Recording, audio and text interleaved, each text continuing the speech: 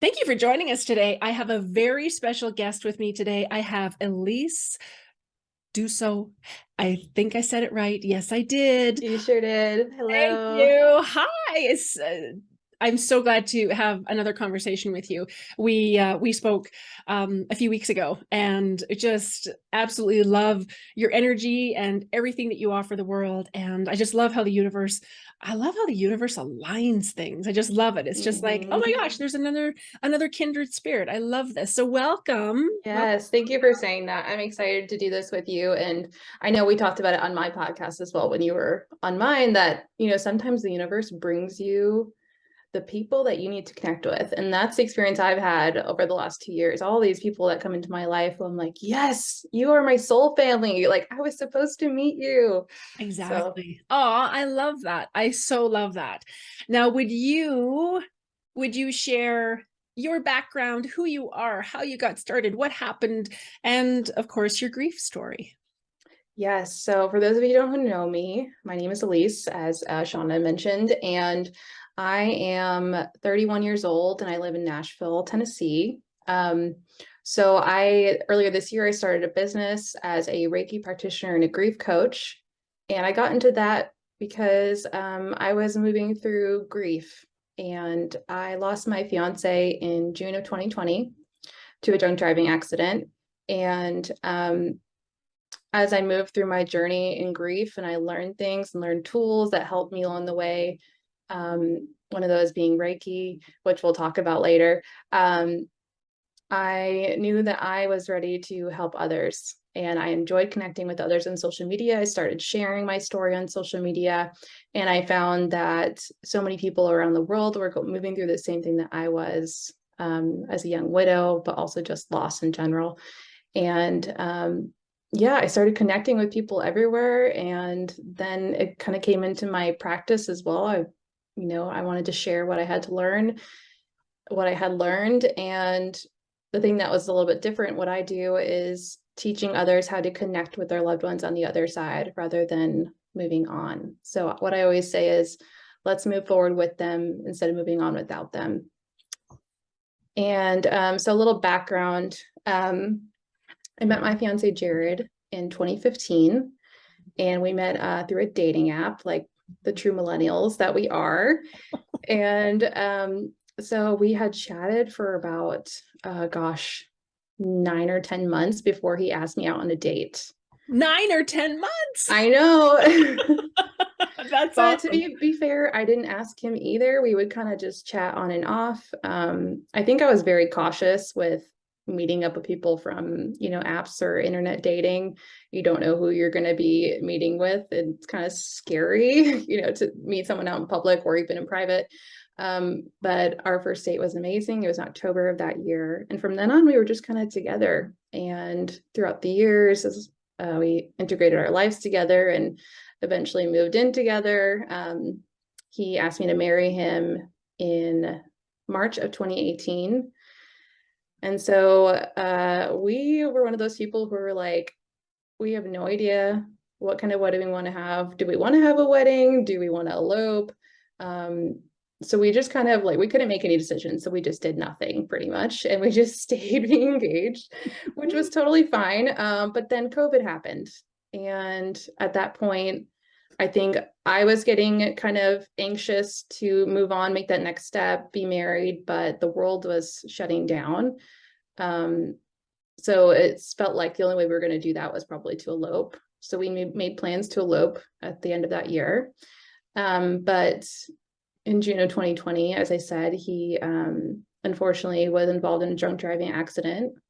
Another driver hit him head on, crossing a median on the interstate. So the night of his passing, I was actually home alone. He had gone out to go see some friends in town, and I had a really weird feeling that something was wrong. It was late at night. He hadn't shown up at home yet, which was not unusual for him to like not answer my messages because he wasn't the kind of person who kept his phone glued to his hand. When he was with you, he was like truly with you in the moment. So I remember sitting up in bed and I decided to search for car accidents that happened in my area. So where we live, the Department of Transportation will send out tweets to let people know where the accidents are, where to avoid traffic, if you're going to be driving. And so I checked it, and sure enough, there was a quite large accident that shut down both sides of the interstate. And it didn't mention any of the vehicles involved. I couldn't even tell from the photos what kind of cars they were. So I kind of just told myself, Alyse, like, you're overreacting, you're crazy. He will be here when you wake up, just go to sleep. And so that's what I did. And sure enough, at around 5 a.m., my phone rings and it's his mother calling me. We don't ever talk on the phone that early in the morning, and I'm never awake that early. But I answered the phone, and the first thing she said to me was, "Is it true? Is it true?" And she just kept repeating herself, almost like she thought I had known and I hadn't called her yet to tell her, or maybe I had known the night before. And I just said to her, what are you talking about? And the same moment I look over to not see him there in the bed beside me. So she went on to explain what she had been told, and she quickly hung up because she had to make a whole bunch of phone calls. And she's like, I'll just let you, I'll call you when I have more information. So I get up from the bed and I just start running around kind of frantically, not sure what to do with myself. When someone just tells you something that crazy, I don't even think I believed it fully. Like, I really thought she was going to call me back and say, oh no, they got it wrong. He's just over at this person's house. Everything's fine. But, I started making phone calls, calling family, my sister, my mom. I remember having to call his two best friends. They were friends from his childhood, and they lived in the same area as us. And I remember having to call his friend's wife and say, hey, you need to wake Chris up. That's his friend's name. Here's what happened. And I remember that gut-wrenching feeling of having to tell someone else, like someone had just told me, but now I had to make those phone calls and tell people. And it's something I would never wish upon anyone to have to do. So over the next few weeks, our family gathered together. We planned the events, the memorial, all of that. I really just tried to distract myself. My mom and his mom and I are very close, which was great.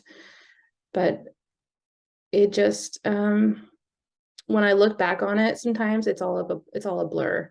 That time period in my life, the first two months of that loss is all a blur.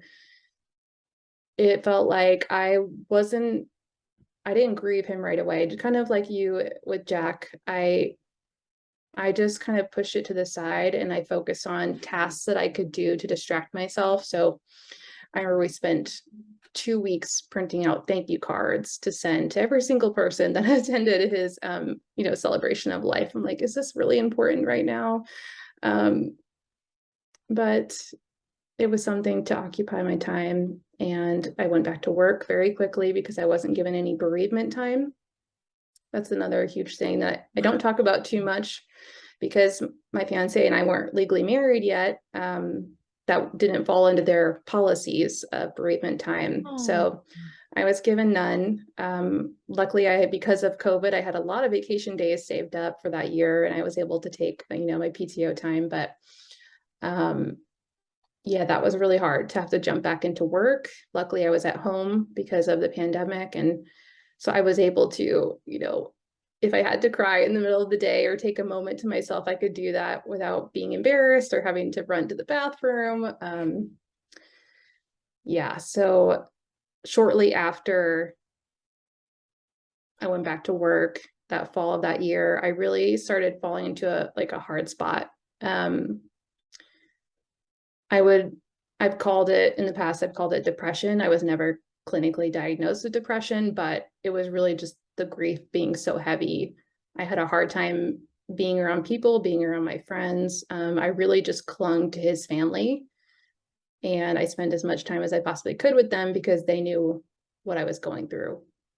They were grieving the same person I was. And shortly after Christmas of that year, that holiday, I decided that I needed to get some help. And I didn't know what kind of help I needed. I had looked into therapy, but I really wasn't into talk therapy. I ended up finding a medium on Google. I just randomly searched for, mediums near me. I felt like I need to talk to him. I felt like I needed some kind of connection. Yeah. And so I met with this really wonderful woman named Kim Salter, who's a good friend of mine now. And I had my first reading with her just after the new year. And from then on, things took a big turn for me. Things changed. I was finally able to let myself feel joy, because I knew that he wasn't completely gone. And it was such a beautiful reading that gave me so much healing. And I know that you find that with your clients as well. It's a huge pivot. It was a huge pivotal point in my journey for me. Yeah. Absolutely. Oh, thank you for sharing. And I am so sorry for your loss. What is his name? Thank you. Jared. Jared. Yeah. Aw, such a beautiful energy. Yeah. I loved when you said, we move forward with them. I love that. Like that is just, that is so beautiful. And I'm sure from the work that you do with people and your own experience, it's, I find that a lot of people just get stuck. It's just, they get stuck, and they can't even fathom the idea that they're not here anymore. And then they go into, the grief and the shame, and I could have done this, and we could have, this could have been a different and this could have been a different result, and if we'd done this, then they would still be here, and why didn't I do that? And so there's all this. From my perspective, it's the ego that, it's the ego that starts to try to understand and figure things out. And but also at the same time, everyone else around you is telling you, you'll be able to move on. You can move on. They keep saying that famous word that everyone says, someday you'll move on. It's like, I don't want to move on. I want him. So that's kind of where I've changed the perspective on that. They can still be a part of our lives. Yes. And we can still move forward and keep that relationship going. It doesn't, just end. Exactly. And I always tell people, and I think we've talked about this, I always say, your loved one is still with you. They're at every celebration. They're sitting with you when you're crying. They hear you when you talk to them. They're literally a thought away. They're everywhere. And that, love never dies. They just don't have their physical form anymore.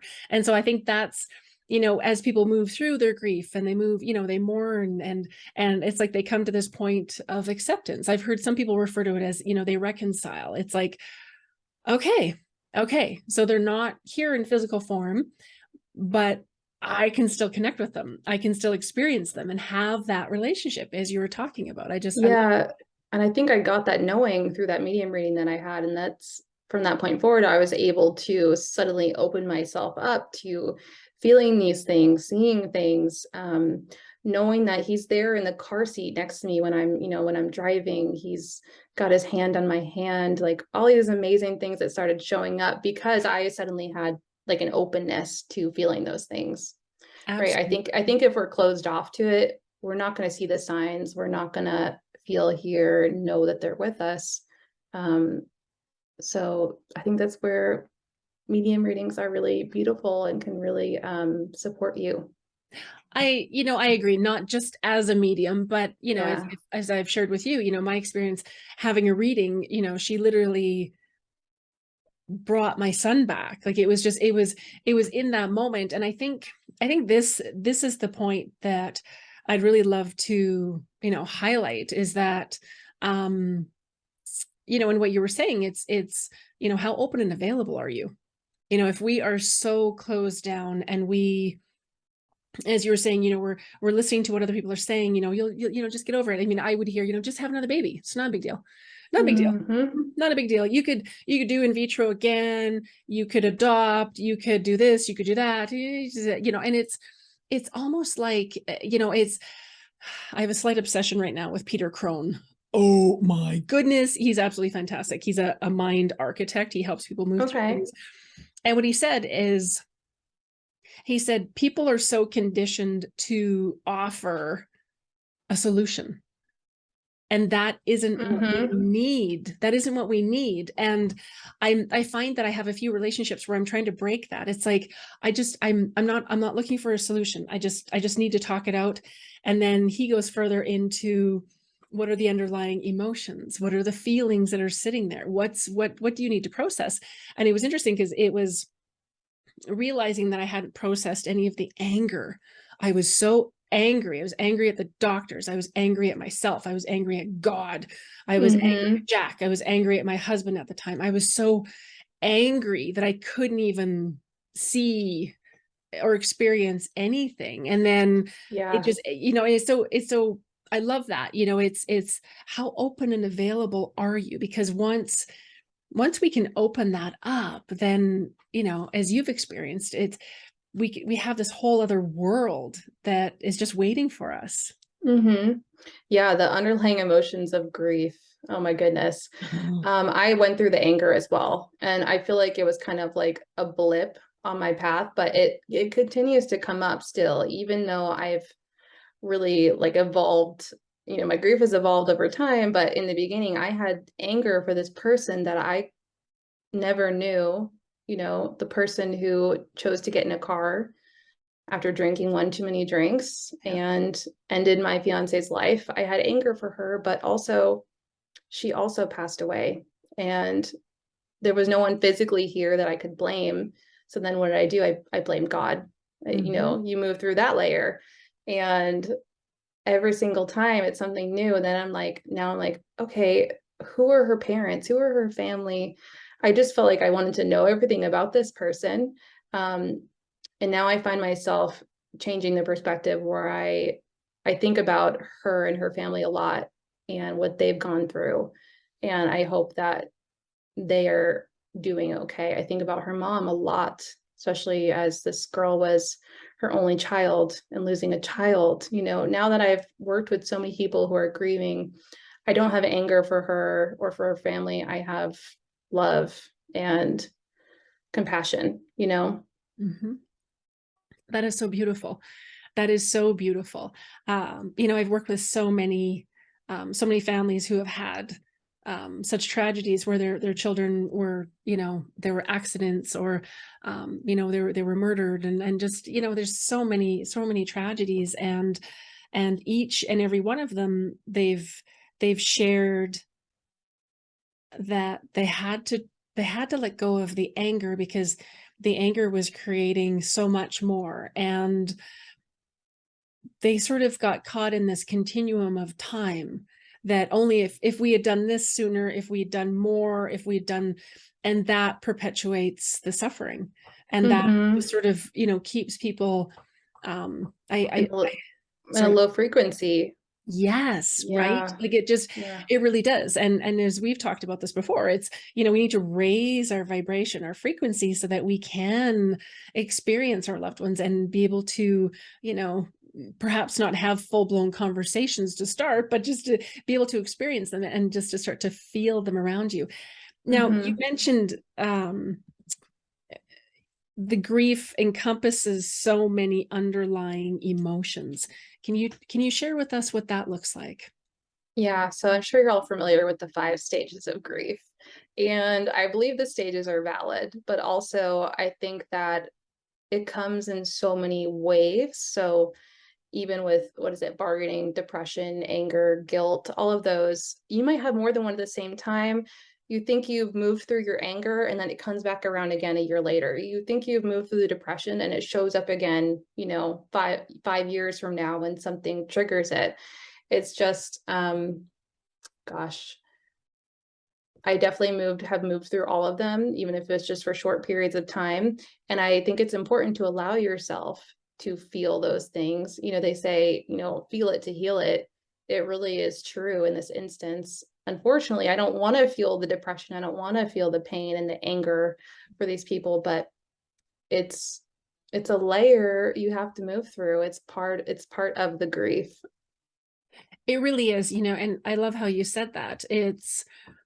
I often tell people we are like a multifaceted diamond, and there are so many edges and aspects and emotions, and especially around grief, if we can sit with it, if we can sit with whatever the feeling is, whatever the emotion is, it's going to tell Yeah. us something. It's going to share something with us, and it's it's so powerful. A lot of, I would say 80% of the mothers that I work with who have lost children, they have this fear that if they even touch the heartache or the heartbreak, if they even touch it, it's just going to ruin them. It's just they won't survive what's going to happen. And so I love that you brought up the stages of grief, and I totally agree. I think, everyone, I read for one family, 5 family members in the one family, and they were all at different stages. Some of them had fully accepted, some were stuck in anger, some were just absolutely depressed, and I think it's just a beautiful service to offer the world, to most importantly let people know that they're not alone, Hmm. to acknowledge what's happened, and create a safe place for them to share their loss. Yeah.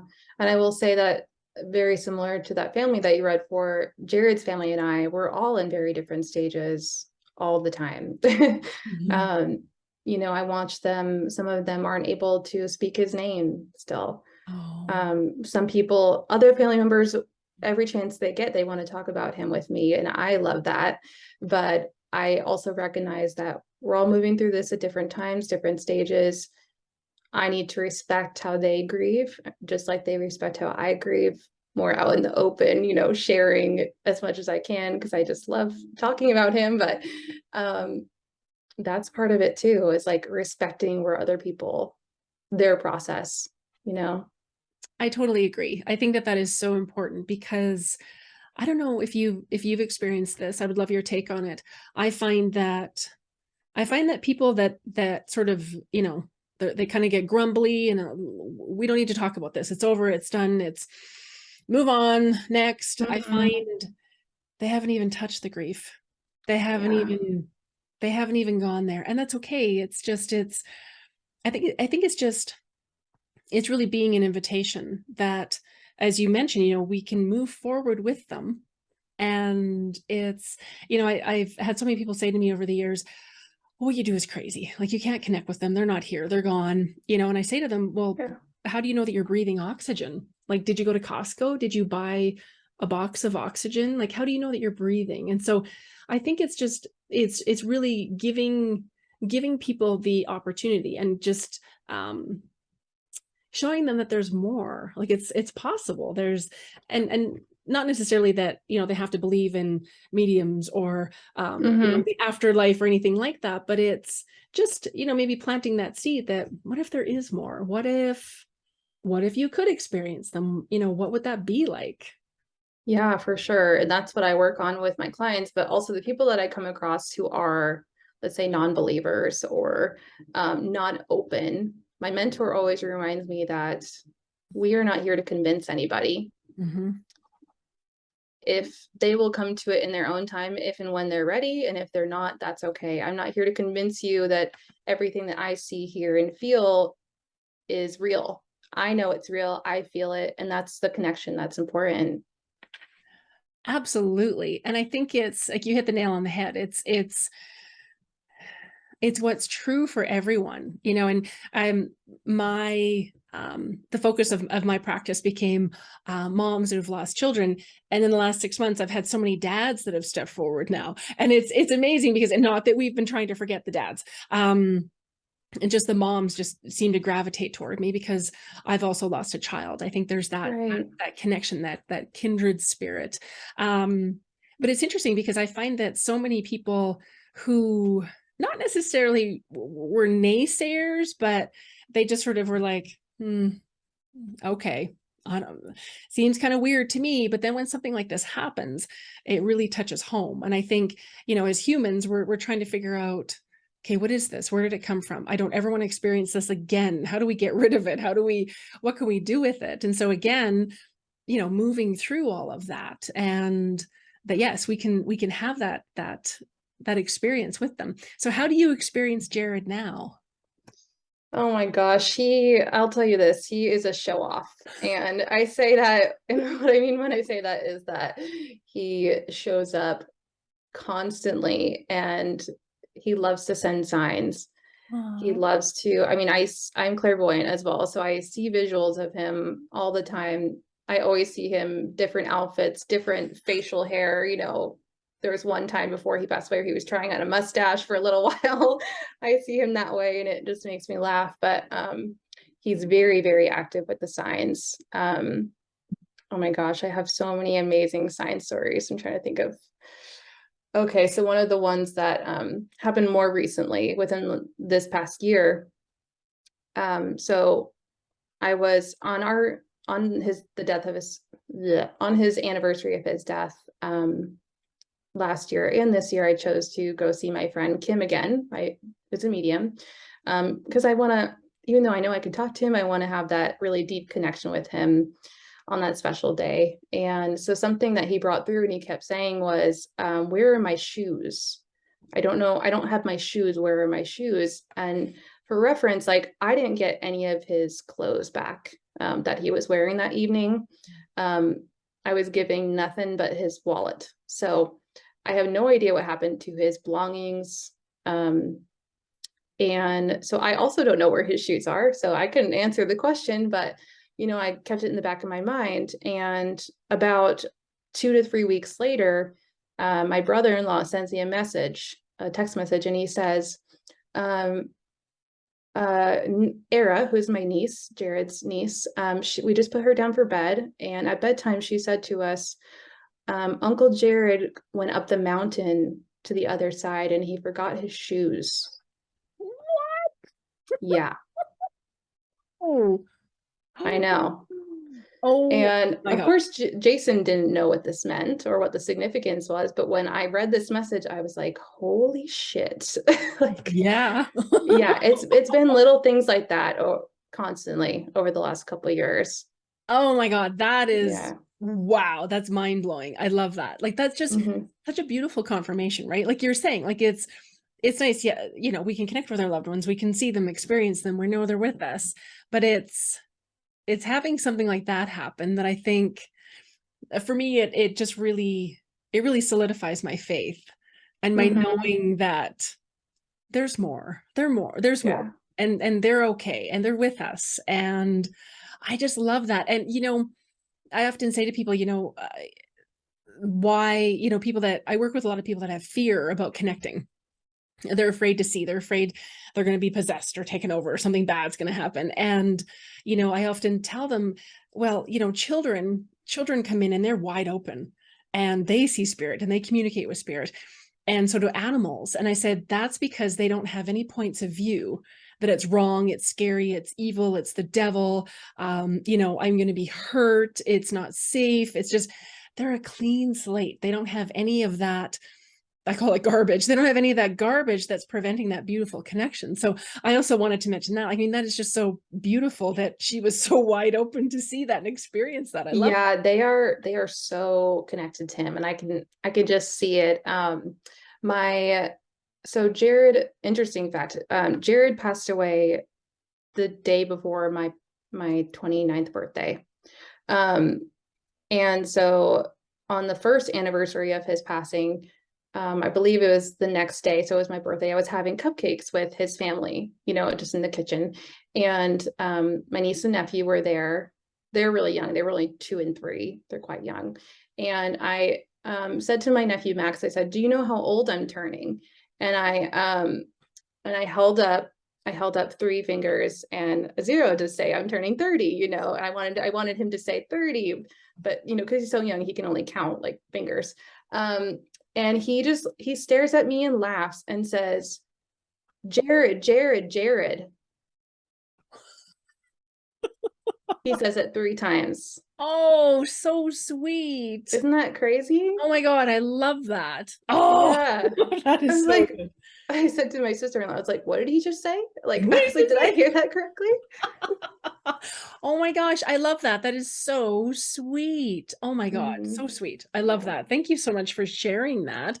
Do you get do you get any other signs? Like I get heart rocks from my Jack. Do you get anything like that from Jared? Anything that you find over and over and over?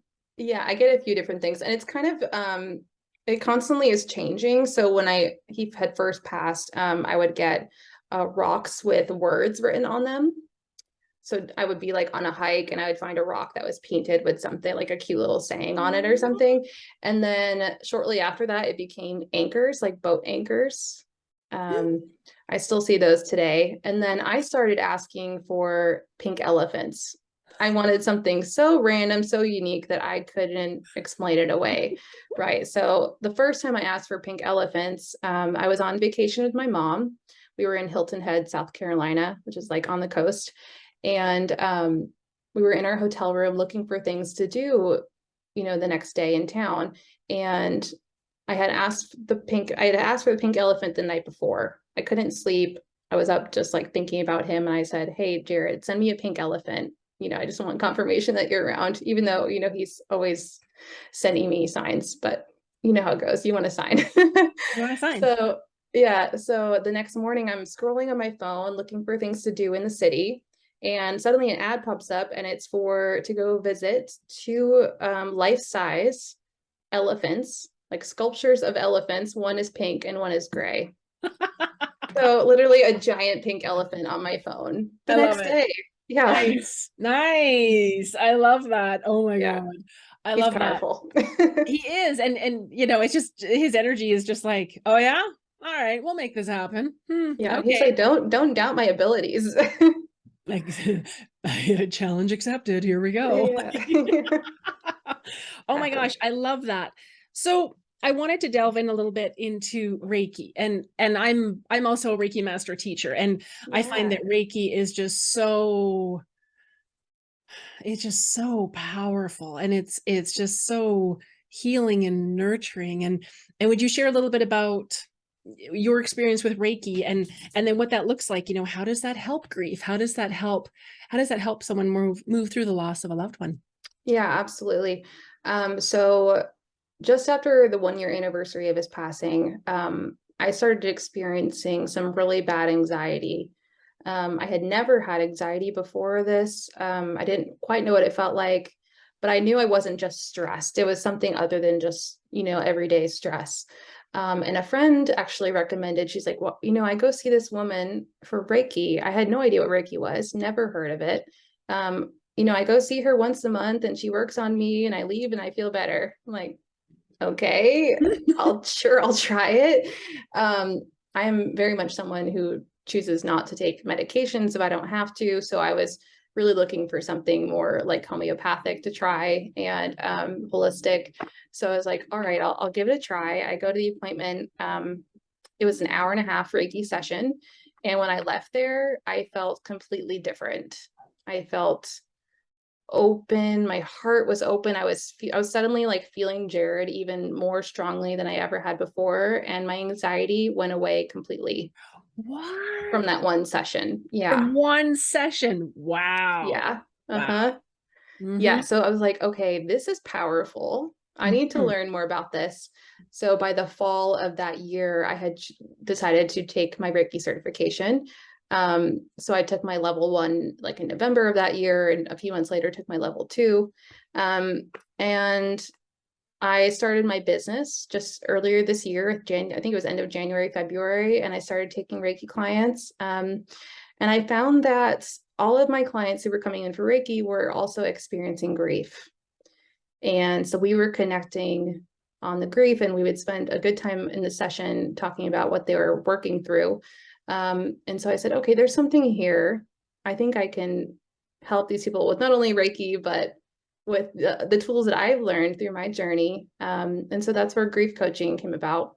But the Reiki I have felt is this beautiful tool to not only like strengthen and help move the energy in your body, it helps open you up. It helps open you up to feeling and seeing signs, provide some balance back to your body. When you're in grief, you're so out of balance all the time, especially when you're pushing emotions down and not letting yourself feel them, which sometimes we have to do depending on situations that we're in if you don't have the space to grieve. Mhm. um Reiki can really help open all that up.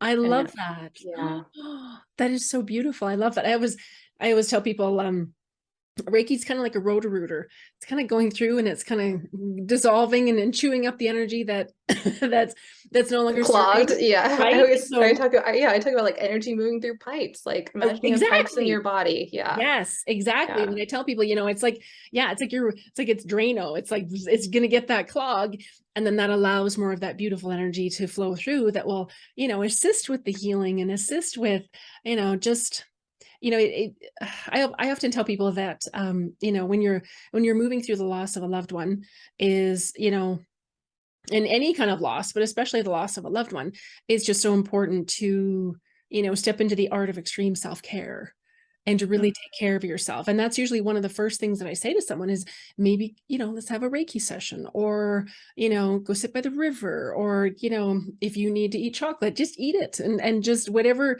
you need to help you to feel better. And I love what you said about that. It's I remember the first Reiki session that I had. I literally felt like I'd been plugged back in again. It was like, oh, what just happened? What did you do? Who am I? Who are you? Where yeah. are we? What's going on? Like, it was just like, what just happened? It was Yeah, so amazing. And I love how I work with a lot of mothers who, have had miscarriages and, failed IVF, and, they didn't have, a physical child. They had the hopes and dreams of one, but they didn't actually have that physical baby. And I love the Reiki because it's just so nurturing and so loving. And I love that you can use it for anything. I often It's the heart, and for those moms, it's their womb energy, and just it's like it just encompasses them with love.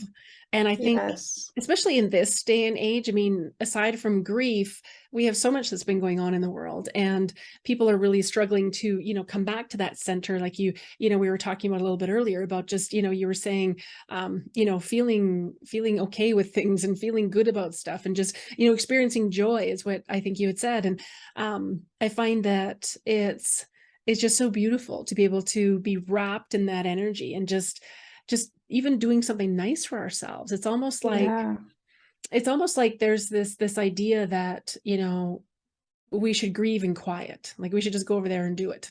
And we don't want to talk about it. It's like, okay, well, it's been this amount of time and we really don't want to talk about it anymore because we're uncomfortable. So let's move on to something else. And it's interesting because I'm finding that more and more people are stepping forward and talking about grief, because I think it's just so important to acknowledge, and it's so important to know that everyone grieves and everyone experiences that differently. And hmm, I find it's so amazing, like we were talking about earlier, about how the universe aligns people, and we can really experience that connection, feeling like, like we're not alone, that there's nothing wrong with me. I've lost, the love of my life. I've lost, this person that was my person. And so, yeah. having people, I think it's beautiful that you're able to, be that, and be in that energy and be that love. And then it's magnetizing more people in to find you. I think that that's just so incredible. Yeah, I do think, like you were saying, sometimes it's almost like the outside world makes you feel like it's not okay to grieve anymore after a certain period of time. I don't know if you even saw this, but there was an article that came out talking about grief, and that if you are grieving beyond, I think it was 1 year, that you have a disorder. Yes. Yeah, it was like a very controversial article. I think Mhm. it wasn't the New York Times. It was another magazine, I believe, in New York. And when I read that, it made me so angry, Mhm. because I was like, okay, the person who wrote this probably has not experienced grief before, Yeah. you know? Yeah. Um, And I think that what I'm doing and what I'm sharing is also like giving other people permission to be open and keep, like, it's okay that you're still grieving, even if it's been Yes. 10 years. Yes, absolutely. And I love that you brought that up, because it's there was somebody that reached out to me, and I have her permission to share this. She said she's been grieving the loss of her partner. And, she said she said she felt like life was a disaster. And then she said she was just still hurting. And so she went to see a counselor, or I'm not sure who this person was, but she went to go see someone. And this person diagnosed her with a bereavement disorder. And so she reached out to me and she said, what? And she said, apparently I have persistent, complex bereavement disorder and complicated grief. And I stood there and I thought, huh, okay, okay. And so I thought, why do we need to have a new classification for something? Like, from my perspective, it's like, there's something keeping it stuck. There's Yeah. somewhere along that spectrum of, like you said, move forward with them, move through the grief, somewhere in there, there's something stuck. And so I was a little angered by that as well. And the article that you mentioned, I thought, no, we don't need another classification. We don't need to stamp people with things. We don't need to, keep people stuck. Like, this Yeah. to me is going to keep that person stuck there. Well, I've been diagnosed with it, so it's real, so I have to keep it. Okay, so this is what I'm doing. And so This whereas is me now. Like, a exactly, doctor's telling you this is who you are, this is what you're dealing with. But I also do want to recognize that there is, I think, parts of grief where if you were in a place where you are causing physical harm to yourself, or in a place where you cannot take care of yourself, do seek like help for that. I think absolutely, it's totally, absolutely necessary. absolutely. But if you are just grieving someone you love, you're sad, like you physically miss them, like that is just part of the human experience. There's It is nothing wrong with you. exactly, and I just thought that was so powerful. I thought, she's otherwise, you know, functioning in her life. She's, she has loved ones and she has a career, and, she just, this one piece of her life that isn't getting better. And I love what you say, like, I mean, if you're having, thoughts of harming yourself or someone else, then definitely reach out to someone. If, you know, I find it just so interesting, because again, it's like, it's becoming more widespread, where there are more people talking about it, more people that are Yeah. willing to come forward and say, you know what, I had this happen and this is how I got through it. I had this happen and this is what my experience was. And I think it's giving people permission to even look at it, to acknowledge, you know what, this is real. And it's something I remember, years ago, we one of our cats had to be put down, and not equating a cat with a human, although I know people that, have never had children and their fur babies are their children. I get it. I get it. Absolutely. Yeah. So we had this cat, and the cat had been put down. And there was no discussion around it. I remember my dad came home and we were like, where's the cat? We can't find Mittens. Where is she? Did she get outside? And he said, no, she died. And there was no, okay, well, come sit down. Something happened. Let's talk about this. Wow. Was this when you were a child? Yeah, I think I was. Was that your like first experience with death? That was, I'm wondering if that was my first experience. No. There was an experience before that, that I had experienced. There was a loved one. And again, my grandmother had died, an uncle had died, different people in my world had died, and there was never a discussion around it. There was never, hey, come and sit down. I remember our little dog, this was years ago, he had to be put down. And we had to make the decision pretty quick because he lost the use of his legs. And my daughter was at school, and I remember thinking, oh, she didn't get to see him, or she just, oh my goodness, how do I hold space for her? And so when she came home, I said, okay. And she's like, why are you so sad? Why are your eyes red? You're crying. I said, okay, so I said, Wiener's gone to sleep now and he's not going to come back. And she was like, what? Why didn't you tell me? And I said, sweetheart, we had to make the decision. The vet, he was in pain. And I'm so sorry, sweetheart.